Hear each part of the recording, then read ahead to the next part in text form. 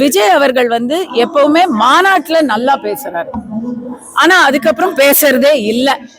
நேத்து முக்கியமா அதிமுகவையும் தேசிய ஜனநாயக கூட்டணியும் தாக்க ஆரம்பிச்சிருக்காரு. ஏற்கனவே பிஜேபியை மட்டும்தான் கொள்கை எதிரின்னு சொல்லிட்டு இருந்தாரு. நேத்துக்கு வந்து மறைமுகமா பேர் சொல்லாம தாக்குனாலும் ஊழல் கட்சி அப்படின்னு எல்லாம் நேத்து பேசியிருக்கிறாரு.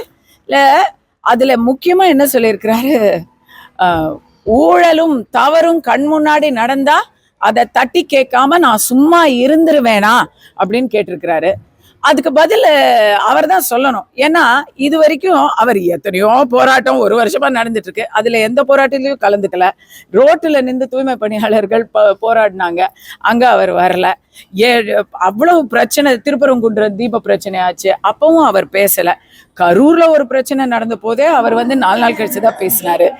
அவர் படம் இன்னைக்கு பிரச்சனையில இருக்கு, அதுக்காக தமிழ்நாட்டுல எல்லாரும் பேசுறாங்க, தலைவர்கள் பேசுறாங்க, மக்கள் பேசுறாங்க, அவர் பேசவே இல்லை.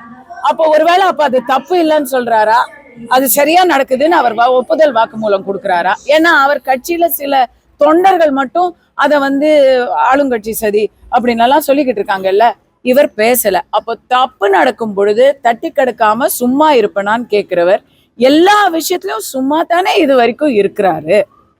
எப்ப அவர் பேச ஆரம்பிக்க போறாரு?